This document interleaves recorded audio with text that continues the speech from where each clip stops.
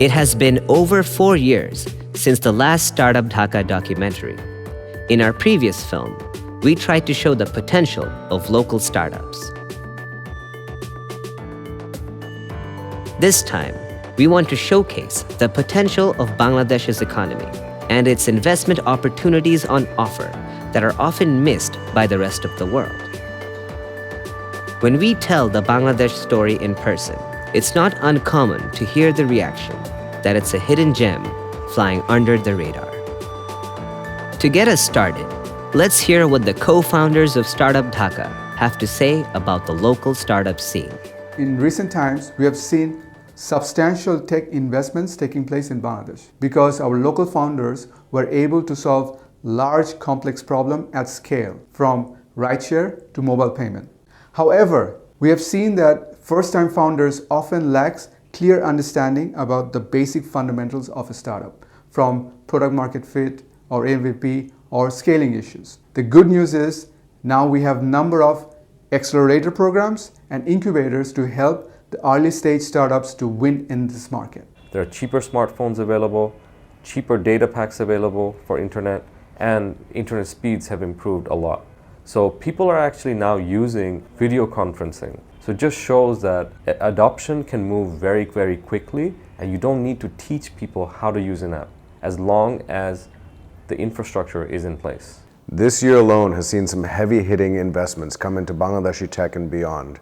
China's Goliath stampeded into the industry with its investment into Bcash. Companies like Shohoj, Patao, Bongo have raised millions of dollars from internationally recognized global venture capital institutions. Even the local conglomerates are getting into the scene, with Epilion making its investment into Sheba.xyz. That story of Bangladesh being Asia's hidden gem is quickly changing its narrative into a story of discovery. The market and the ecosystem have matured together over the last couple of years, and what lies ahead is only the beginning of what we predicted in our first documentary. As we know, the startup life is hard, and doing business in Bangladesh brings a unique set of challenges. Let's hear from our founders about what the most common challenges they face in running their businesses. Caldwell employs about 500 people now. We serve more than 25,000 families. We deal with hundreds of tons of products each week. And we're also a business that grows pretty fast. So the challenge here is to find people who can adopt into our company, because traditionally you do not see businesses that operate in the technology space or grew very fast in Bangladesh. Hence, this sort of skill set has not developed in the country. We're the first generation of business who are doing this. Even if you think of a job like a delivery man or a picker in our warehouse, these are professions that we've created. These are not professions that we can simply borrow workers for, because these professions have not existed before. So I think that human resource challenge is the primary challenge that we have right now. I think the first and foremost challenge that I faced was to develop the platform locally, because it's something new. The video conferencing feature and ensuring security and encryption is key. It's very critical for the kind of platform that I would like to launch. So finding the right kind of partners, because I wanted to outsource it and get the platform developed. That had been a challenge, and I'm lucky that now I've found the right partner who's developing it for me. So that's one thing. Another thing is, I've worked in the corporate world for almost 19 years, right? And during that time, we have worked with the best of the best resources, right? The right kind of skill set and competencies. And what I feel now is that I want that kind of competency, I want that kind of skill, but I don't have the money to, pay for that kind of competence that I'm looking for.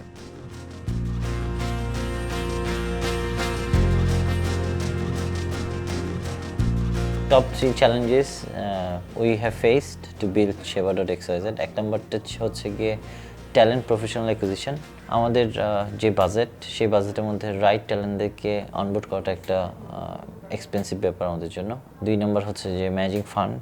Unique কনসেপ্টের জন্য আমাদের যে পরিমাণ fund দরকার, সেই ফান্ডটা locally এবং externally manage করার কিছু challenge আছে।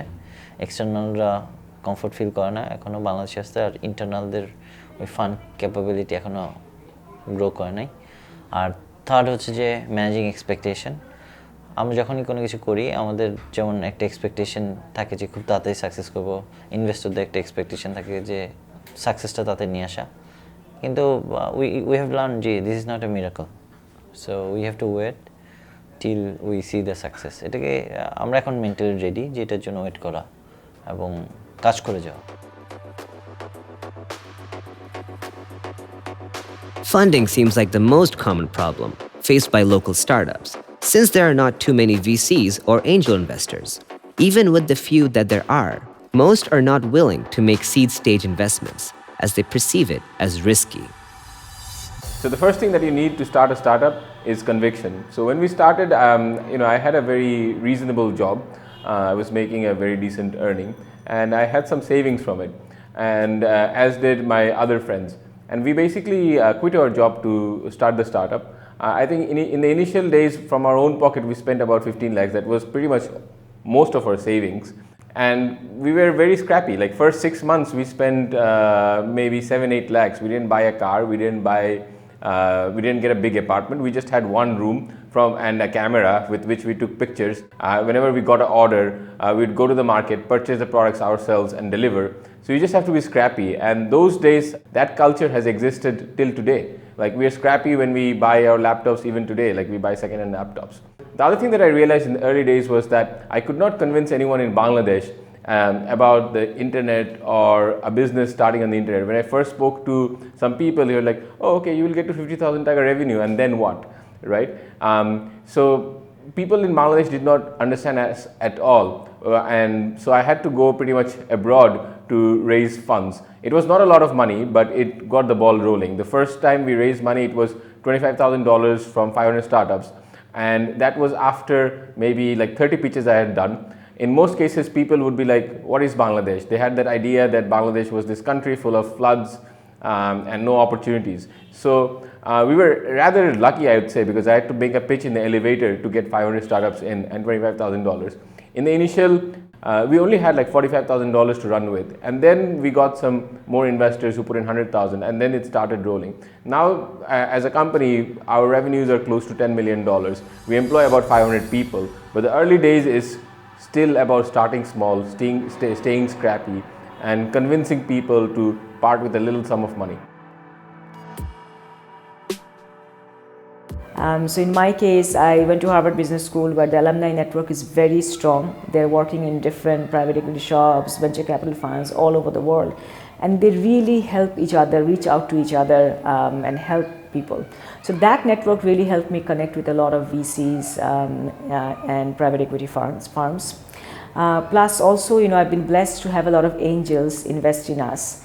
And there also the networking helped. It's not just the business school alumni network, but also my previous professional network, having worked for Morgan Stanley in New York, having worked for Nokia, Vistaprint in Singapore, Standard Chartered Bank in Singapore. So those professional networks really help. And then of course, no matter what network you have to have a story. VCs will first look at the country and then look at the company and the founder. So in case of looking at Bangladesh, 160 million people, it's a very large population. If you look at Asian countries where internet has proliferated, Bangladesh is the next big market with its 160 million population. Densely populated. That really helps us, because dense population means transport going around is a big hassle, and solving that problem is solving a real problem. Then young population, internet penetration increasing rapidly. We have around 70 million plus internet users, which is very large. The country has had a wonderful growth over the last 20 years. The stability of economy is a very important factor. Payment system is there. So all those things together, although unknown, when you explain it to investors, they open up and they become very interested. And the third thing is very important, the founder and the story. So I think when investors, we're early stage companies. When investors are investing in early stage companies, they first look at the founder. They try to choose a founder, an entrepreneur who has the skills and who has the passion to do what they do. So in my case, it's really showing my passion for making people's life সহজ, meaning easy, comes through. The telling that story with real passion and real confidence and urge is what is very important. So that, and then the rest of the team and the growth story. So for us, we have a very strong team of people at every level. We have hired people with very good experiences. I have hired from outside Bangladesh as well, where the skill set was lacking in Bangladesh. So having these skill sets and really good experience in all the people who are working is extremely important. And then of course our track record. We started ride sharing only about 9 months ago. We're doing around 1.2 million rides per month now, despite having 2, 3, 4, 5 other competitors in the market. So that's an excellent story. They want to hear that growth story, the traction. So I think, I would say networking has helped telling the story of Bangladesh, having a strong, passionate founder, a good team with the right experiences, and traction in terms of numbers. All that helps.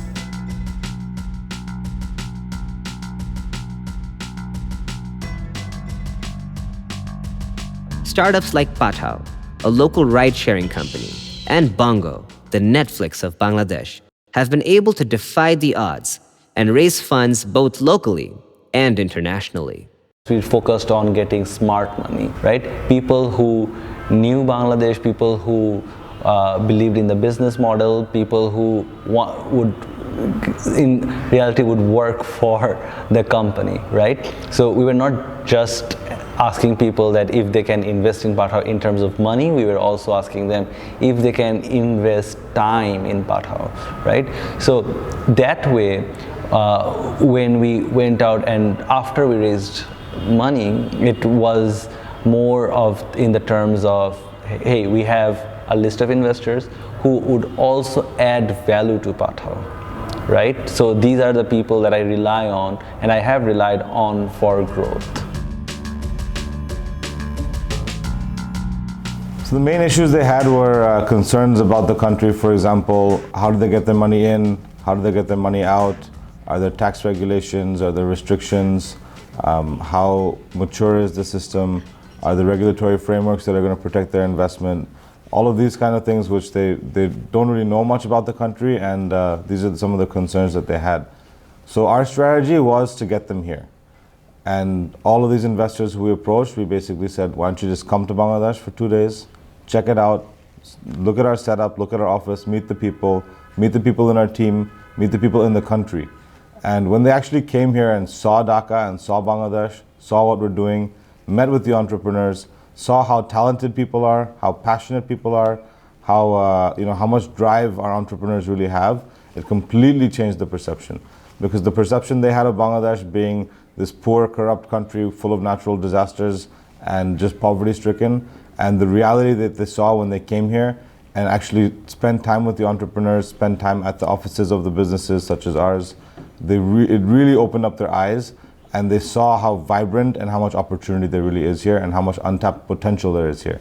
So the biggest problem in raising money from international investors is really to sell the idea of Bangladesh, right? Most investors don't even know where Bangladesh is on the map.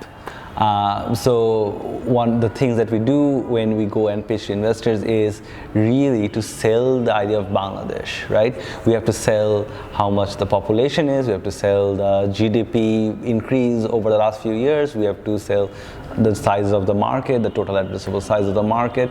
We really have to sell the vision and the path that Bangladesh is taking. When most people think about Bangladesh, they don't think about as an investment destination. They think in terms of garments or floods and things like that.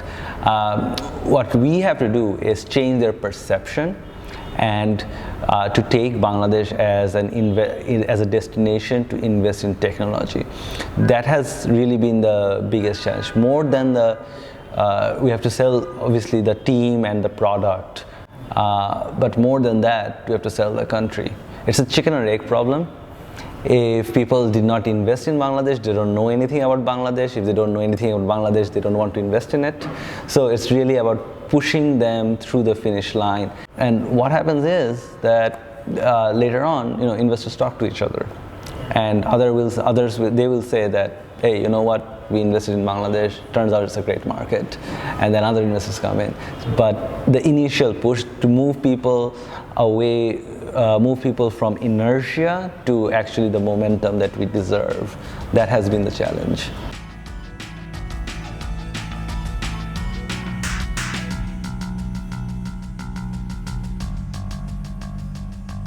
The biggest challenge in raising money has really been Bangladesh. So, I mean, the challenge becomes, first of all, mindset. Look, we are competing against other countries when you are asking for money, right? So they look at Bangladesh and they look at many other, call it Southeast Asian countries or our neighboring countries, and that's where the challenge becomes. Once you explain the economy and the potential of it, it becomes easier. But then the challenge is that it will be their first investment in Bangladesh. So first investment in a new country, it takes a while for any investor to get used to. But in many cases, people don't have mandate. You know, their mandate is specific region in the world, and they just don't have any mandate. But in many cases, they have. You know, there are investors who have a Asia mandate, or who have a discretionary mandate that they can invest anywhere up to a certain amount. So that has been the challenge of VCs not having the mandate to invest in Bangladesh, and really people not being aware of Bangladesh. Another thing that a lot of the investors told me is that we love your business, but we're worried about investing in Bangladesh. If your company were based in America or you were doing the same thing in an American context, you could ask for 5 times the valuation. But they didn't want to come in at the price that we were asking, only because of the fear of Bangladesh and uncertainty about the country and the risks associated with the country.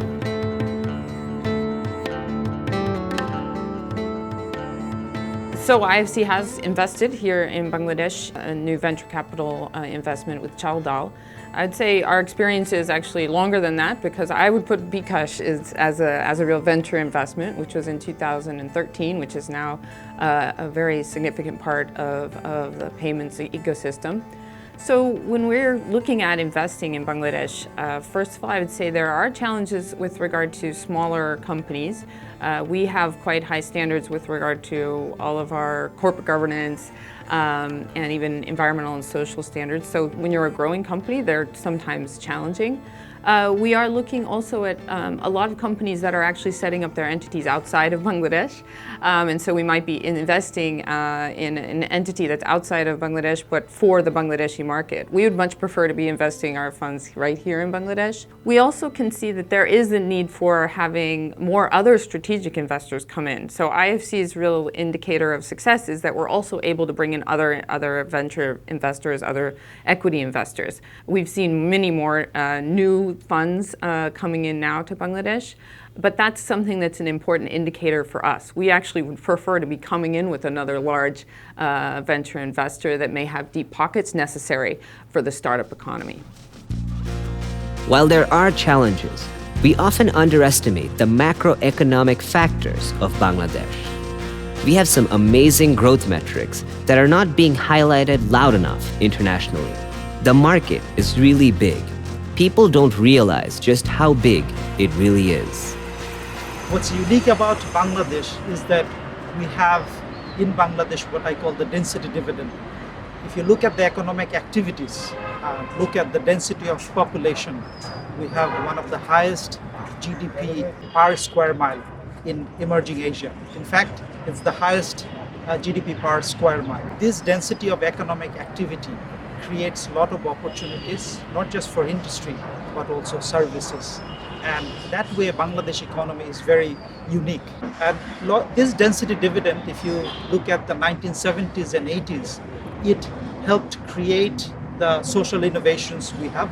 Often, I mentioned risking humility that Bangladesh has been the Silicon Valley of social innovations, be it microfinance, empowerment of women. And there the density, our population density helped the generation and transmission of these ideas.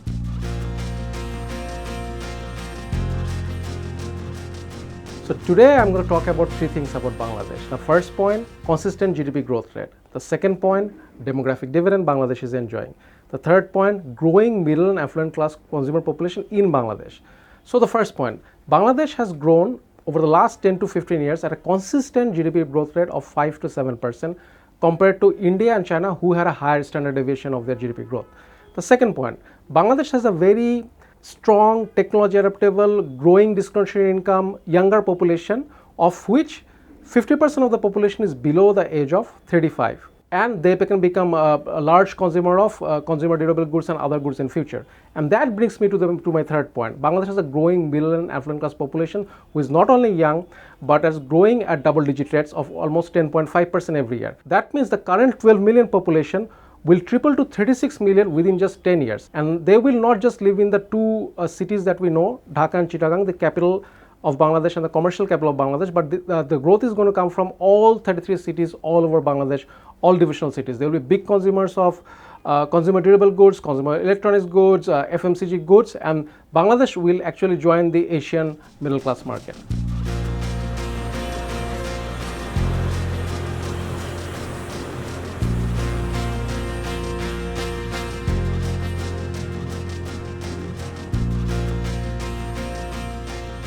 We, like an investor, would look at Bangladesh with a fairly objective view. And our decision to spend more time in Bangladesh was driven by a few facts. The first is we think the middle class and affluent class population here, those people who make $5,000 or more, is large, they're ambitious, and they're willing to really spend to improve their lives. So anytime people are willing to spend to improve their lives, whether it's in health or in education or in infrastructure, it gives us great hope that there's going to be far more advancement and opportunities both for better lives and for investment. That's one. The second is we find that Bangladesh is almost analogous to other largely populated countries such as the Philippines or Indonesia, and that's where we've seen companies like Gojek or Alipay really see rapid growth. So the ability in a fairly homogeneous country with a large population to roll out products such as e-commerce or fintech or last mile logistics makes Bangladesh very attractive for any technology investor. The final thing that we really like about Bangladesh is it's an incredibly creative set of individuals. I just in fact heard today that one of the largest sources of independent freelance technology workers is in Bangladesh. And they're slowly forming around organizations, but if you have such a force of young techpreneurs who are willing to release new product to market, they become a great source of investments.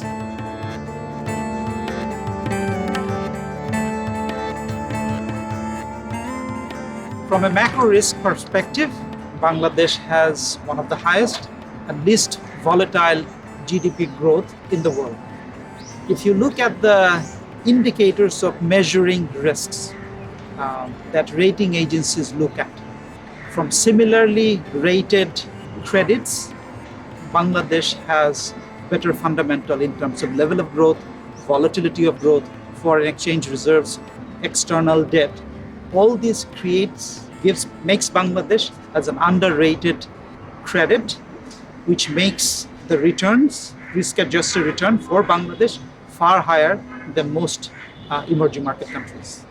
But the investment is right.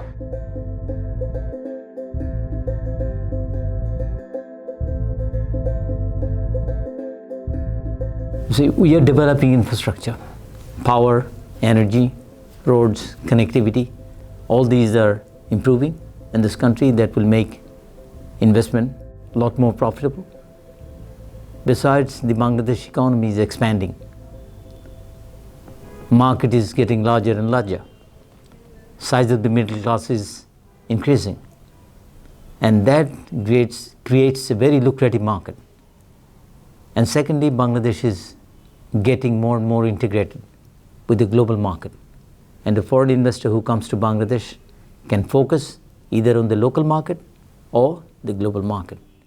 We provide an excellent investment ecosystem. We are adding 2.3 million young, educated, talented people to our workforce every year. We have large local and foreign companies that have been operating in Bangladesh for decades. They have been through ups and downs and have seen it all. It will be interesting to get their perspective on the investment outlook and the opportunities in Bangladesh. This is a very large country, 160 million people in a small area. It has a growing middle class. It has had stable macroeconomic indicators and growing macroeconomic indicators for a number of years. Those by themselves attract the attention of investors. But what was really interesting here is the drive that exists in the entrepreneurial class, in entrepreneurs, and in business to look for new opportunities to build a better Bangladesh. So these come in infrastructure and IT and in the garment industry as well. But there's a wide variety of places where people can come invest and be innovative and bring new technologies to the country.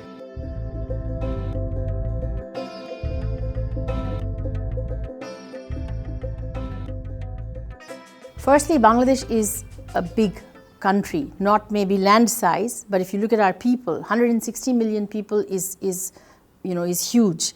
We all know that data is the new currency, data is electricity.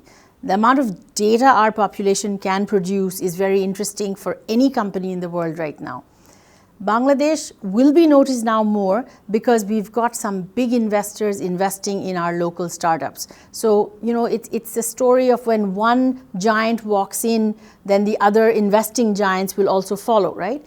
Bangladesh itself is a sleeping giant. Companies like Microsoft, we've been here for 10 years and we're waiting for that wow moment when Bangladesh wakes up, because we know that's going to happen. So you just have to be a bit patient. But I think we're now at a major crossroad where we've seen that the foreign investors are looking at us. We're seeing that our local startups are now grappling with complex problems and offering solutions to the world, not just to Bangladesh. So that becomes very interesting for a foreign investor because he says, I can take this, I can invest in Bangladesh and I can roll in Southeast Asia.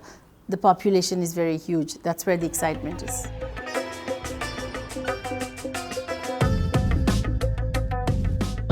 20 years back, our poverty rate was 52%, meaning people who had less than $2 income per day, they are under poverty line. 52%, and from there we have now reached to 21%. This is one of the great successes, but many people in the world do not know about this country's potential. We are an undersold country. People doesn't have a perception about Bangladesh. Many people think that it could be an African country where only poverty, only flood, only corruption, this happens. But nobody knows. An American population science professor was giving a presentation the other day, and he has shown that per women child birth rate in this country in 1971, when we got liberated, was 7+, and now it has come down to 2. That is the best record in the world. 99% girls are now going to school in this country. In a Muslim country, 4 million plus women are working in the industrial sector. Even Professor Amartya Sen, Economics Nobel Prize winner, was telling that Bangladesh is doing far better in other social indicators than India and other South Asian countries. Our life expectancy was 52 years only 20 years back. Now it is 72 years. So if you ask me to give you so many numbers, I can show you another 20 indicators which tells that Bangladesh is doing far better than any other countries in the Southeast region. Even World Bank chief economist, Mr. Kaushik, was telling that kind of growth rate we have achieved so far is an amazing result with this kind of limited resource. And very lately, PricewaterhouseCoopers or PwC has come up with a report that there will be 3 countries in this world fastest growing economy: India, Vietnam, and Bangladesh. And if we grow in this space, by 2050, Bangladesh GDP will be more than Australian GDP. That is an amazing projection. And people may have difficulties to believe in that, but this country has actually shown in the last 4 decades, even if with this so much difficulties, we have achieved so far. The ICT ministry has played a pivotal role in promoting startups and investments in the idea and seed stage. They have a number of initiatives geared towards the ICT sector, a large contributor in Bangladesh's GDP. Honorable Prime Minister Sheikh Hasina, she envisioned to build Digital Bangladesh by 2021, when we are going to celebrate 50 years of our independence. The major pillars of building Digital Bangladesh is, number 1 is connecting citizens with internet. We want to provide 100% internet access to the people, and secondly, we want to develop our human resources. We are one of the major countries who are enjoying the demographic dividend. Currently, we have 70% of our total population who are below 35. So we want to develop our human resources. We want to provide required training in ICT sector. And third is e-governance. So when we started the journey towards Digital Bangladesh, on that time, only 0.04% government services were in the online, but within last 8.5 years, we have been able to create 40% of our government services online.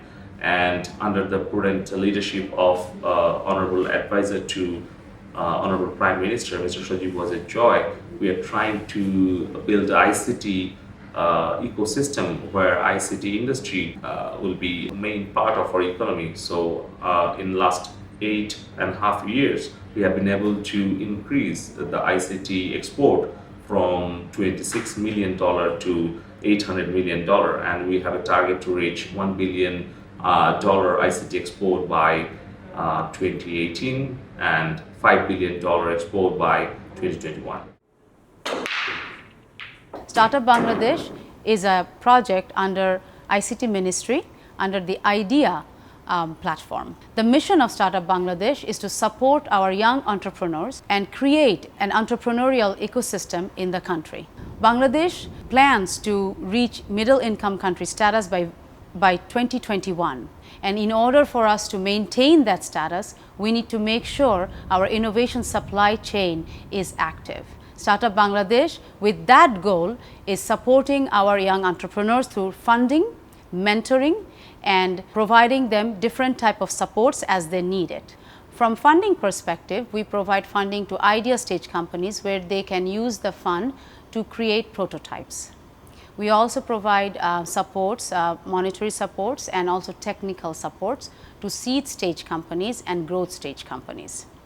We also have co-investment opportunities where we can partner with other venture capital funds. Other than that, we also have another category which is targeted investment, where we would initiate a project which may be of national interest, and we will initiate that type of projects where we will provide funding, but it will be with certain private companies or some sort of a startup.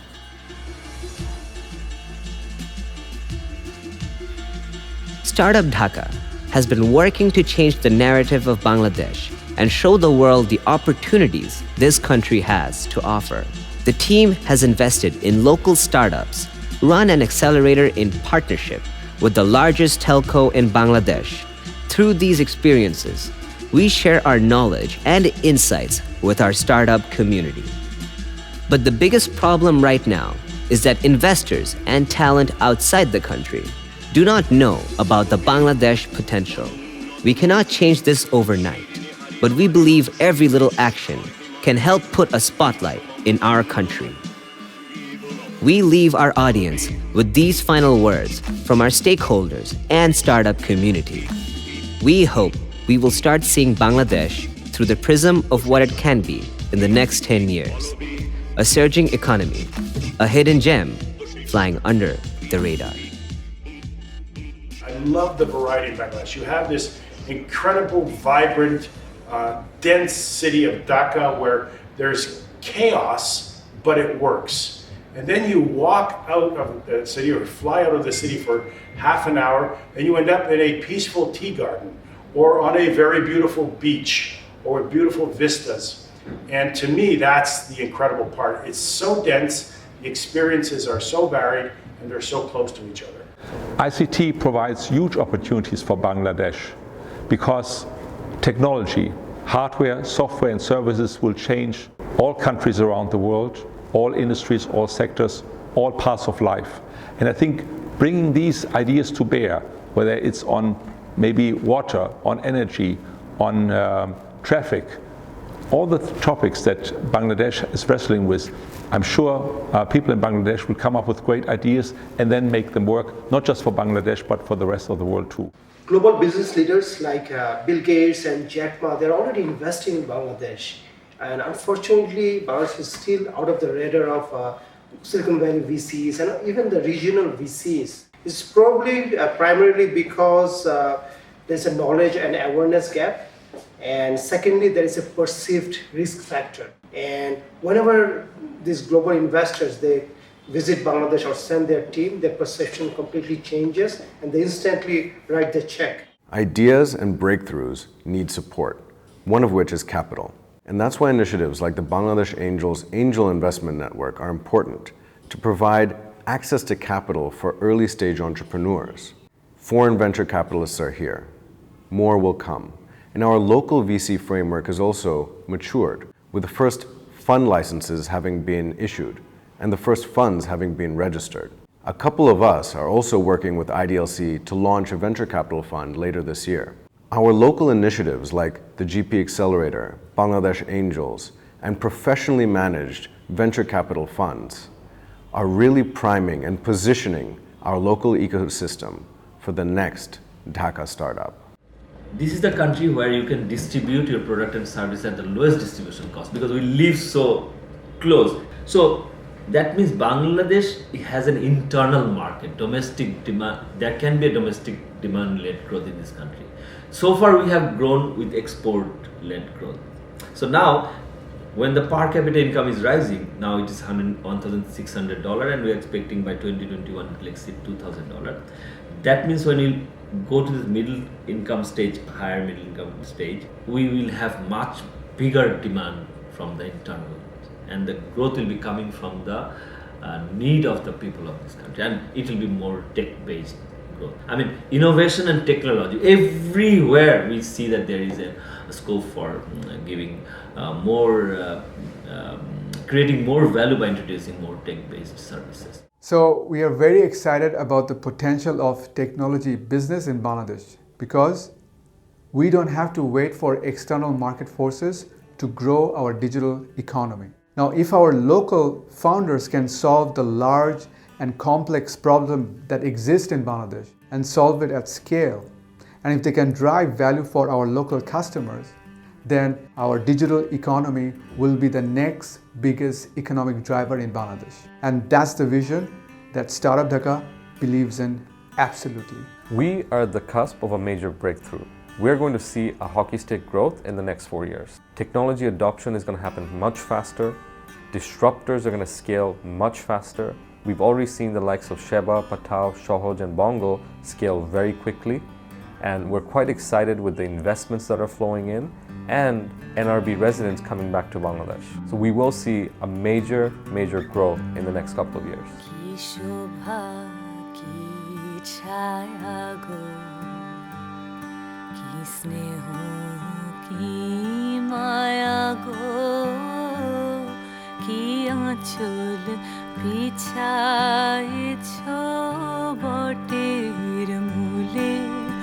নদীর কূলে কূলে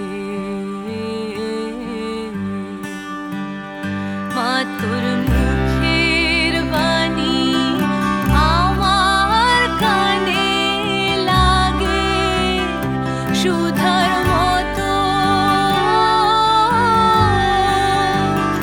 মরি হায় রে মা তোর পানি আমার কানে লাগে সুধার মতো মা তোর বদন খানি মলিন হলে আমি নয়ন ও মা আমি নয়ন জলে ভাসি